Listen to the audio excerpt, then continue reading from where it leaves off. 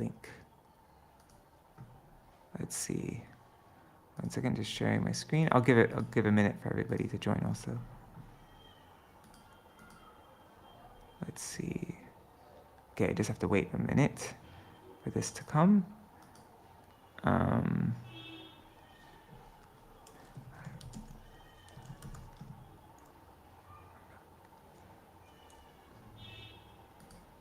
Okay, just going to share the link in our group.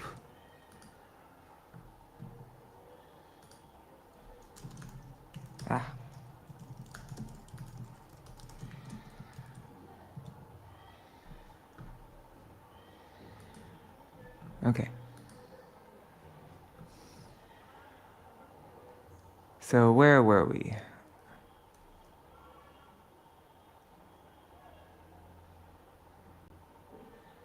Okay, so I don't know where it cut out. Maybe I should just read this again, this commentary. Commentary. The Queen, O Cuckoo, your sweet words deliver us from the pain of separation from Krishna. The word pada can mean determination, deliverance, foot, mark, article, or place, according to the Amarkosh dictionary, which says, Padam vyavasiti trana sthana lakshmangri vastushu. In reality, the sweet song of the cuckoo is painful because it reminds the queens of their beloved Krishna and exacerbates their distress of separation. Therefore, words like priyarava, pleasant sounds, have a sarcastic intention. Thus, the implied meaning is, O sweet-throated one, what may I do to please you who are making me burn in torment by your songs? I should set your beak on fire. Let's see, is everybody there now? Only 3 people are there. There was like 10 people, or 11, 12 people there before. I wonder if it's not working on YouTube.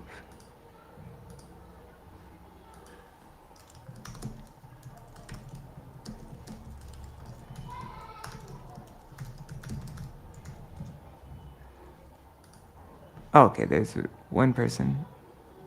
Okay. Hari Bol Manjari, Didi. Okay, so I'm continuing with the verse that we left off of now.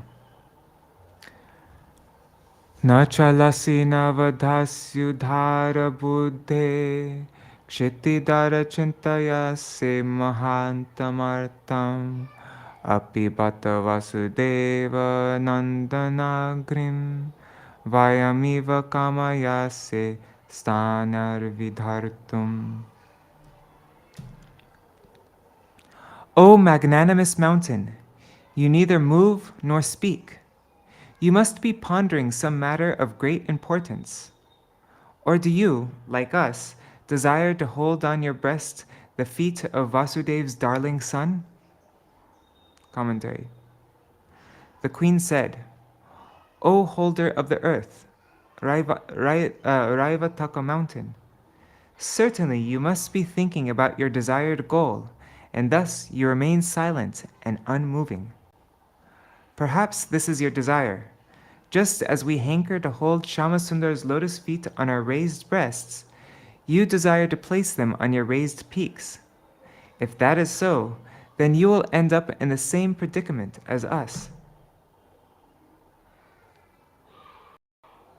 Shushadradha karashita patasindu patnya sampratyapasta kamala Shriya ishta bharto yadvadvayam madhupate pranayavalokam aprapya mushta hridaya purukarshitasma.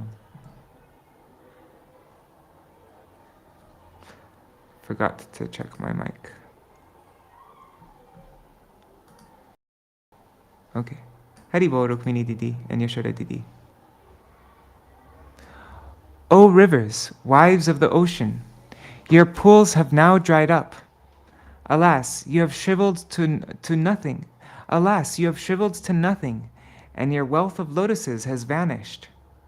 Are you then, like us, who are withering away because of not receiving the affectionate glance of our dear husband, the Lord of Madhu?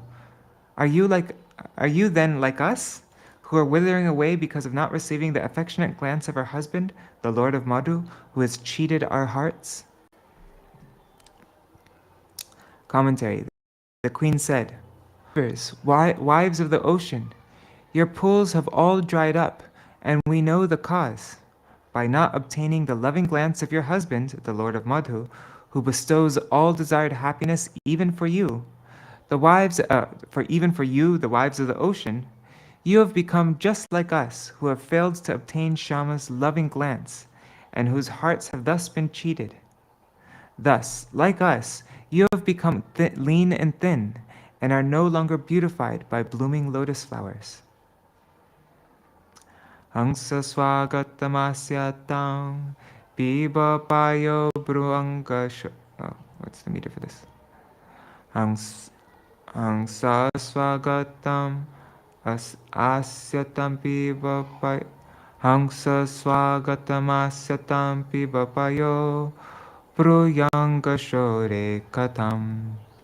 Dutang tvam nuvidama kachirajita swastyasta uktam pura kingva naschala sohrida smaratitam kasmar bhajamo vayam kshodralapaya kamadam shriyamrite saivaika nishtastriyam.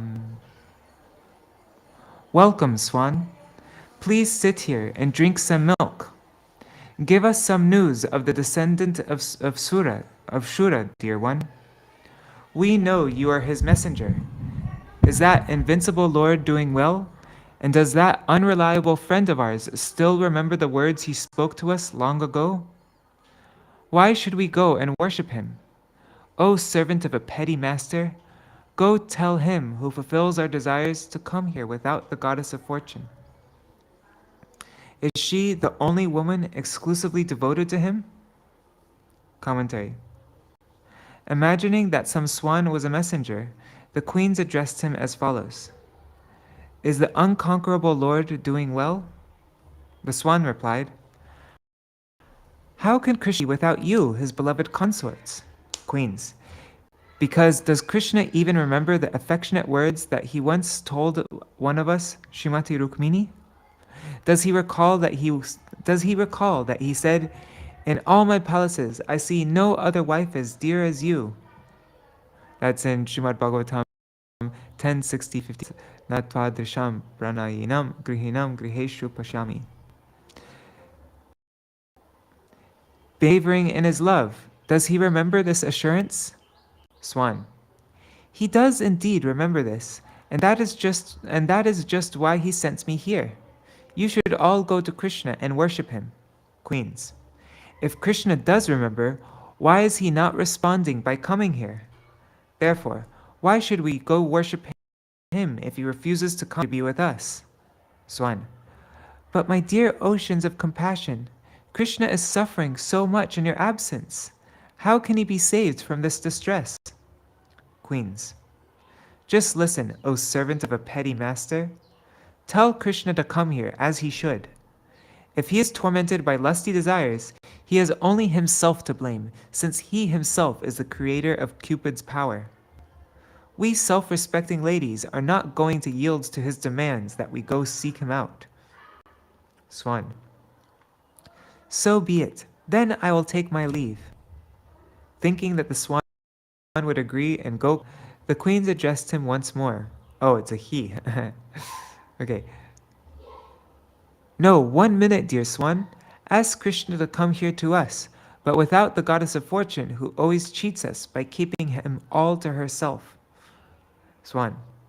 Don't you know that goddess Lakshmi is devoted exclusively to the Lord?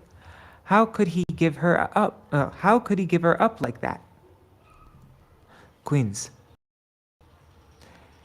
And is she the woman in the world who is completely sold out to him? What about us? Though the word striyam is singular, it represents a whole category. If we take the alternate reading, kshodralapam akamadam, the word kshodra means honey. Then the meaning is, why should we worship him who simply speaks sweetly but does not have desires for love? The goddess of fortune will continue to worship him time and time again, even if she is dishonored, whereas such proud women as us are ekanishta in the sense that we are interested only in our reputation and gaining respect. Shri Shuka Uvacha Iti drishena bhavena Krishna yogeshwareshware Kriyamanena madhavyo lebhire paramam gatim. Shukadeva Goswami said, by thus speaking and acting with such ecstatic love for Krishna, the master of all masters of mystic yoga, his loving wise attains the ultimate goal of life. Commentary. What goal was attained by these women who possess such a pure ecstatic love? This verse answers. Note, in Viśvanātha Cakravartī Ṭhākura Pad's edition of Bhagavatam, the last words of the verse are Vaishnavim Gatim rather than Paramam Gatim, the ultimate goal. Therefore, he comments on the words Vaishnavim Gatim. The supreme goal, the Paramam Gatim, attained by the Dwarka Mahishis, was not the liberation of the impersonal yogis, but they attained the supreme goal obtainable by Vaishnavas, Vaishnavim Gatim, namely, Prem Bhakti, pure loving devotion. Indeed, since the queens were already imbued with divine love of God from the very beginning, they possessed transcendental bodies of eternity, knowledge, and bliss, in which they fully relished the pleasure of associating with Krishna in his most intimate pastimes. Having already tasted the blissful sweetness of Krishna's sublime association, which far surpasses the taste of merging in Brahman, it would be impossible for these exalted women to again obtain such fruits as liberation, the ultimate goal mentioned in this verse. Therefore, their attainment could only be more intense. Their attainment could only be more intense prem. The word Vaishnavi can also mean of Vishnu or of Krishna. Therefore, the phrase Vaishnavim Gatim means that the Dwarka Mahishis attained the position of Krishna. In other words, their prem matured into the ecstasy of madness and pure love, bhava unmad, just as the gopis' love did when Krishna disappeared from their midst during the rasa dance. At that time, the gopis experienced the full development of ecstatic madness in which they completely identified themselves with Krishna. Inquiring from the various creatures of the forest, the gopi said, Krishnoham Pashata Gatim. I am Krishna. Just see how gracefully I move. That's from the chapter before Gopi Gita, chapter 30, verse 19. In the same way, the Dwarka Mahishis attained the topmost goal, the Paramam Gatim, of becoming fully absorbed in Krishna after asking questions to the osprey, the Kurari birds, and others. Dwarkadisha's principal queens reached a level of prem known as Anurag, wherein the vilas, the flourishing transformations of their ecstatic Krishna, produced the prem vachitra symptoms that they have exhibited here.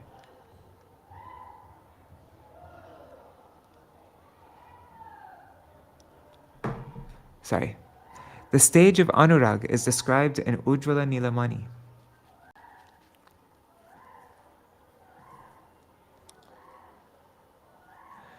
Shruta matra piyastrinam prahasya karshate mana urugayo rugito va pashyanti nam chakim puna. The Lord, whom countless songs glorify in countless ways, forcibly attracts the minds of all women who simply hear about him. What to speak, then, of those women who see him directly? Commentary. Krishna, being excellently glorified by many songs, forcibly attracts the minds of all women who simply hear about him. But what to speak of those women who see him directly? Yasamparyacharam premna pada samvahanadibi jagar gurum bhartri buddhya tasam kim varnyate tapa. And how could one possibly describe the great austerities that had been performed by the women who perfectly served him, the spiritual master of the universe, in pure ecstatic love? Thinking of him as their husband, they rendered such intimate services as massaging his feet. Commentary. One may ask, how can their austerities be described? They cannot be described because they were Nitya Siddhas, eternally perfect devotees, and did not have to perform any austerities. Or one may ask, for those among them who were Sadhan Siddhas, attained perfection by regulative practice, what type of austerities did they perform in their past lives to get that position? This verse answers by saying, thinking of Krishna as their husband, they served him by massaging his feet.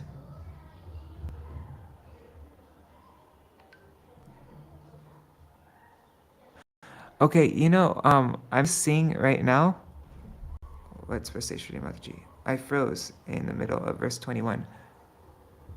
Oh, really?